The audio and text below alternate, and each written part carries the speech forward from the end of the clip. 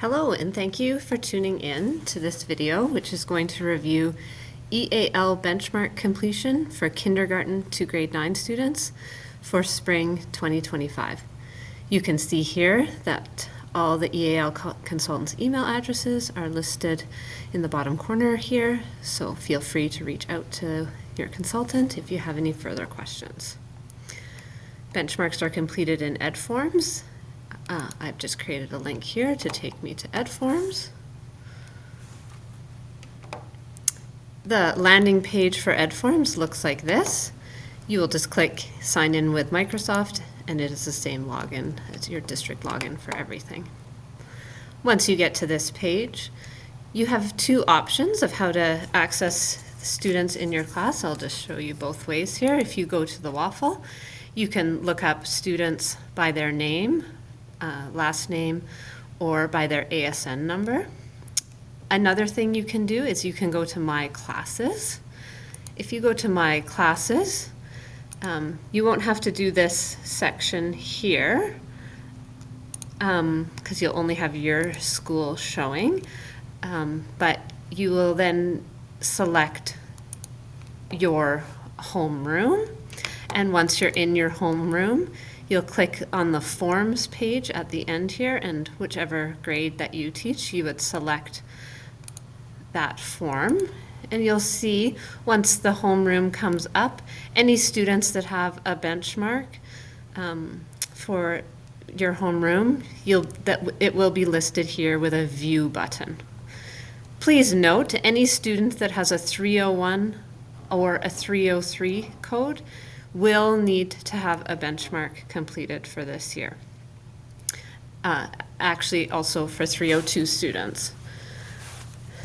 So we'll just go here. This is a good way to make sure if there's a code, there needs to be a benchmark, so just double check that. Once you're there, you can just click on View, and it will take you directly to the student's benchmark. At the top here, I just wanted to point out a few things. The information here again has the code. This student has a 301 code. They also have a 640 refugee code. Some other important information is you can see here the ELL level that they were when they entered Canada, and then what their current EAL level is. Okay, for this example, this level is 3. Important to note this because you will, when you're completing the year-end EAL level, that level cannot go down. So the student could remain the same level, or the level can go up. So just make note when you click on the benchmark, okay, this student is an EAL level 3, so at the end of the year when I'm completing the benchmark, they need to be a level 3 or higher. Now, all schools did it a little bit differently, but please note that every strand of the benchmark needs to be updated one time per year. So everyone updated the writing strand if you collected writing evidence at the initial, when we did it in January. So most students will have their writing strand done now. Many schools did reading and writing at that time, and so at this point would be updating listening and speaking. But again, however it was set up at your school is great. But just know that at the end of the benchmark process for this year, all 4 strands need to have been updated one time during the year. The other part of the benchmark completion is the EAL annotated evidence upload, and that is available at the very top of the benchmark here. You can see here that this student theirs has been completed already, including a date, the assessor's name, which strand, and then the upload is right here. So thanks for all your hard work in getting that done for our January deadline. If for some reason you come to a student and this section is not completed, please do check in with your DLCT or DL who takes care of the EAL students at your building. It's likely that that student joined after January, and so at this point we would be asking for you to update it, upload a writing or whichever strand that you're collecting evidence for, and update that into this section. But again, just check with your people in your building about how to move forward with that. But most of these are all done already, so you don't have to worry about that. Here you can see that the first strand we come to is listening, and if this listening strand needs to be updated, you can do that now. You can see here for this student that proficiency has been achieved already, so we only go up to level 3 for listening and speaking for our students who are in the higher grades. And so if it's been achieved already, you can click proficiency achieved, and it will then timestamp that you have looked at it and have updated it. Okay, so again, these have been achieved. At the bottom there, the current level will say completed all because they have completed all the levels. Next section we're updating is speaking. Again, you can click here, proficiency achieved, to show that it's been looked at. Again, current level of speaking is completed all. Next, you'll come to the reading section. If this section hasn't been updated this year, you can do that now. You can see for this student it has been updated already for this year. If you're scrolling through here and you've noticed some improvement for this student and you feel that they have progressed to the next level, please feel free to update that, but there's no requirement to update more than one time per year. But again, if you notice progress and you'd like to show that progress, that's great. In this example, if you feel that the student has now achieved a level 4 for vocabulary in reading, you would click complete level, and you can see now that they've progressed forward and are now working on level 5. Okay, and maybe I feel that they've completed and then possibly completed the level 3 here for cohesive devices. And so in this instance, I would say they're working on a 5, working on a 5, working on a 4. So their new current overall reading level for reading would then be the 5. Here we have writing. Again, this has already been updated this year, so there's no need to update. But again, if you've noticed progress and you would like to show that, we would encourage you to show that here, then you would progress them through. Please note, there's only one piece of evidence needed per year, and this student already has their evidence per year, so there's no need to upload any more evidence for this year. That part has been done already. So again, just one more time, evidence is only one time per year, and that has already been completed. So these updates are just based on observations that you've seen in class. You do not need to upload any further evidence of that. Okay, the next section you'll get to here is consultation and review. If you would like to add a note here, I can see this student already has 2, but I can add another one here. Inside of here, the date would be listed, who attended the meeting, the contact method, and then notes from the meetings and the attendees. If you meet with parents at parent-teacher interviews and have a discussion, possibly if the student has achieved everything and will be demoted at the end of the year, or even just letting the parents know what level the student is at the end of the year, then you can make a note of that here.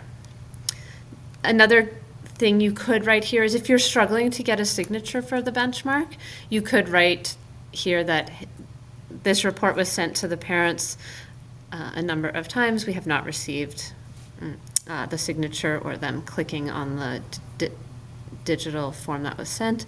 You can write those notes here as well. Okay, and now we're up to the last section here, the year-end summary. This part is very, very important, and the information shared in this section will be used to determine a student's EAL level that will show in PowerSchool next year. So for this student, I would think about what level they were at in all 4 of the strands that I just scrolled through, and I would then determine their overall level. That overall level is an average between all 4 of the strands. And so I know they had completed all in listening, completed all in speaking, and we count that as level 5. And then they had moved up to a level 5 in reading, and they are a level 3 in writing. And so I would average that to now them being an EAL level 4, and knowing that at the top of the form they were listed as a 3, so they have progressed 1 level here. There's a section here for transition notes and recommended strategies. Your name needs to be recorded here, and then the date that this was completed. And then you can see here, there's a little red save button. This will save all the sections when you're done doing the form. So make sure that you do click the save, because it doesn't save automatically. So save that. And once you get to here, then you have completed the requirements of the benchmarks for this school year. I am going to click back here to my slides, and I'm going to click to the next slide here. We had just spoken about the transition notes section and the recommended strategies section. We do have some information here that's available to you to help you complete these two sections. Feel free to take a picture of this so that you can use these examples when you're completing your benchmarks. For the transition notes section, we need to include important information regarding the student's programming and supports linked directly to language. So an example, student is progressing to the next grade level and careful consideration has been given to their homeroom placement to best support their language development. And then for recommended strategies, you can see there's some examples of strategies here that would maybe be successful, and you could include something similar to that here. So again, if you have a student in grade 2 up until grade 9, that is the process for completing the benchmarks here in the spring. If you are a K-1 teacher, I'm just going to continue here with you because there's just a slightly different process. So K-1 teachers, again, I'll go back to my classes. You won't have to do this section.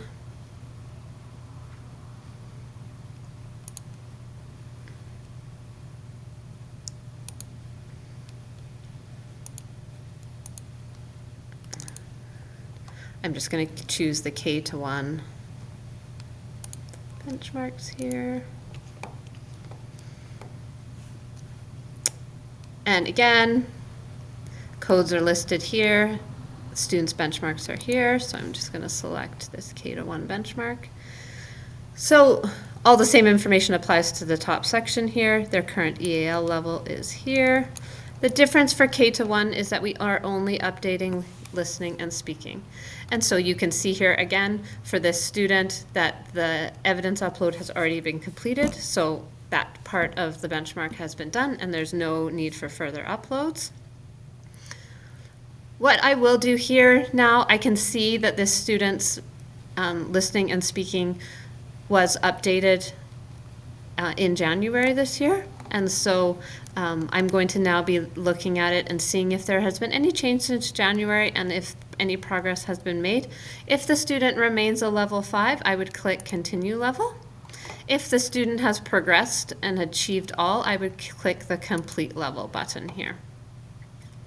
And I would go through and do that for the sentence structure, cohesive devices, and then I would give them an overall level for listening at the end here. I will then do the same thing for speaking. Again, if you feel that they are at the same as they were in January, you would click continue level. If you feel they've progressed, you would click complete level. Scroll through all 3 here and then choose their current level. Again, consultation and review, you could add a note there. And then the year-end summary would be the same as for the grades 2 to 9. Except that you're only using the two, the speaking and listening levels, averaging between those two, and then determining a year-end level based on those 2 levels. Transition notes and recommended strategies would be the same. So again, I hope you found that useful. I'll just put the notes for the transition notes and recommended strategies up here. And please feel free to reach out to your consultant if you have any questions.